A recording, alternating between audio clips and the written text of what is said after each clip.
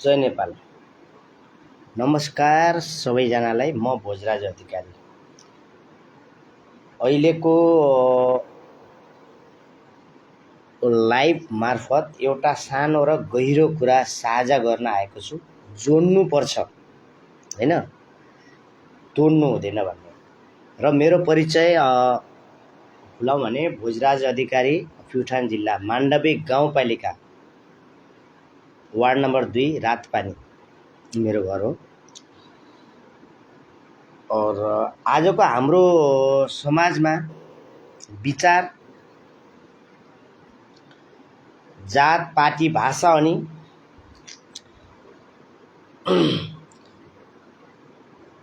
सामान्यता कारणको पनि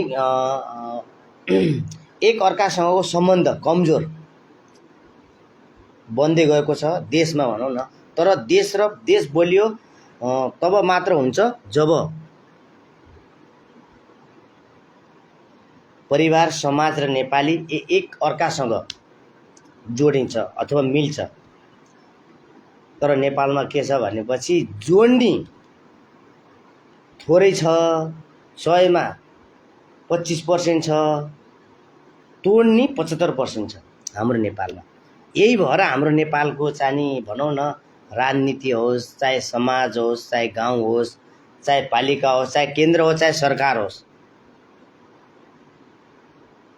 त्यही भएर चाहिँ यस्तो हालत भइरहेछ।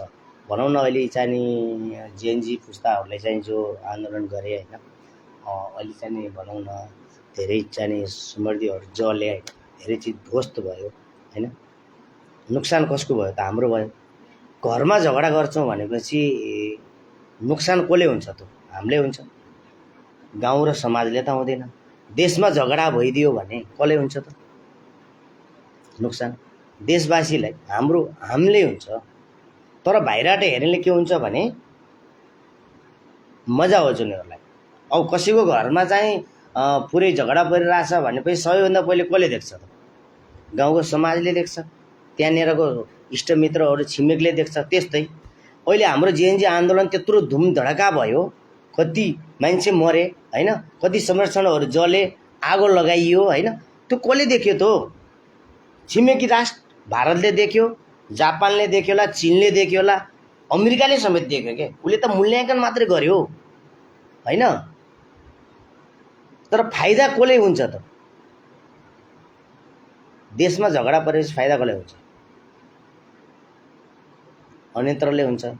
घरमा भाइ भाइ झगडा गर्यो भनेपछि फाइदा कसले हुन्छ त? त्यो समाजले हुन्छ। त्यो सम्झिनु पर्यो हामीहरूले। सबले जोड्नु पर्यो, तोड्नु भएन। सबैले उसको कुरा काट्ने, कहिले घरि उसको कुरा काट्ने, घरि उसको नेताको पछि हिँड्छ लुकुर। कामै घरमा जाने, घाँस दाउरा काट्नु छैन, भैँसी जाने त्यसै डुवा गरेर आछ, तर ऊ नेताको पछि लुकुर हिँड्छ के। एकदमै गलत हो त्यो। घरमा कसैको खाने खर्च छैन, तर ऊ नेताको पछि हिँडिरहेको पुच्छुर भनेर। अर्कोको पछि हिँडिरहेछ। हिँड्नुपर्छ, समय आउला हैन। अब त्यो हिँड्नुपर्छ, अब गर्नुपर्छ हैन। हामीले देश पनि चाहिन्छ, हामीलाई समाज पनि चाहिन्छ, हामीलाई राजनीति पनि चाहिन्छ, हर कोही चाहिन्छ, XYZ। कोही एक्लै कोही पनि बस्दैन के हैन। तर त्यति गरेर जति चाहिन्छ।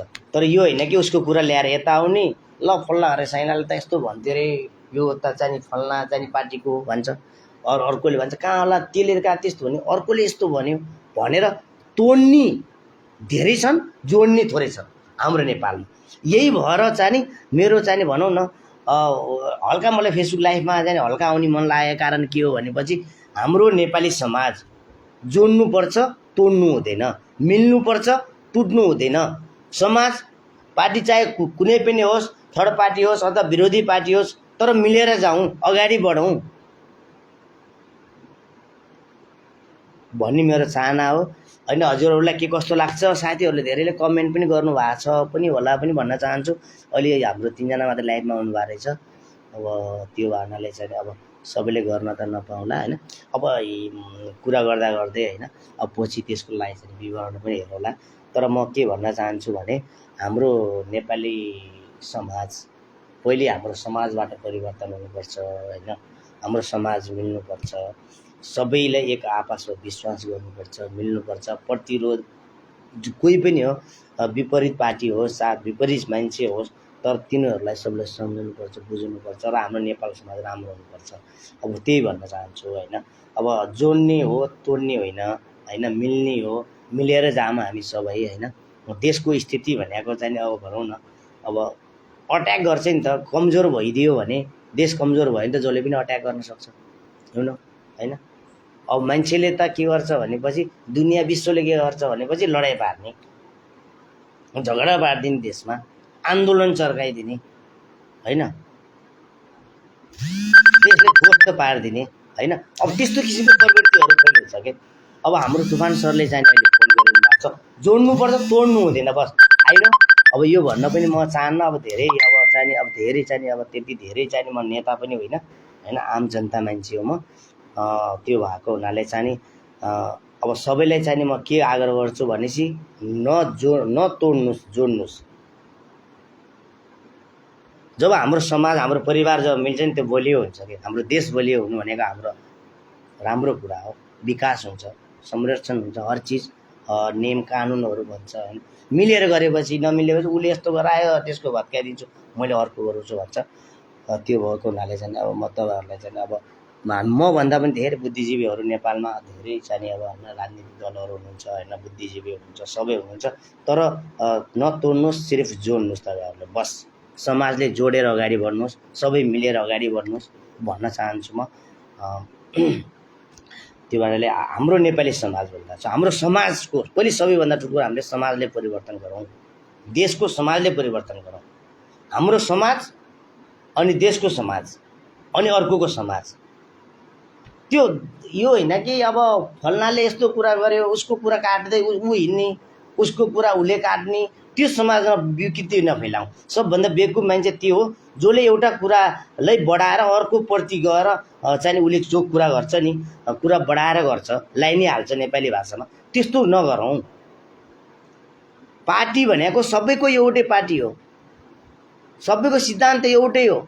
सबै पार्टीलाई हेर्दा काङ्ग्रेस पनि राम्रै छ सिद्धान्त पढ्ने हो भने, माओवादी अझ राम्रो छ, एमाले अझ राम्रो छ, राप्रपा, राजपा, जे भने पनि सबैको सिद्धान्त राम्रो छ। तर पार्टीभित्रका जो विकृतिहरू फैलाउँछन्, भ्रष्टाचारीहरू गर्ने जो गर्छ, जो मान्छेले होइन, भ्रष्टाचारी त उसले पनि भनिन्छ, जसले जे पनि गरे पनि भ्रष्टाचारी नै मानिन्छ। तर त्यो व्यक्तिमा भर पर्छ, पार्टीले भ्रष्टाचारी गर भनेर त भनेको छैन नि त, त्यो व्यक्तिमा भर पर्छ। कुनै पनि होस्, कुनै पनि पार्टी होस्, भ्रष्टाचारी गर्छ त उसले सिर्फ आफ्नो लागि मात्रै गर्छ, देशको लागि गर्दैन। उसले भ्रष्टाचार देशको लागि भयो, स्वार्थ आफ्नो लागि भयो।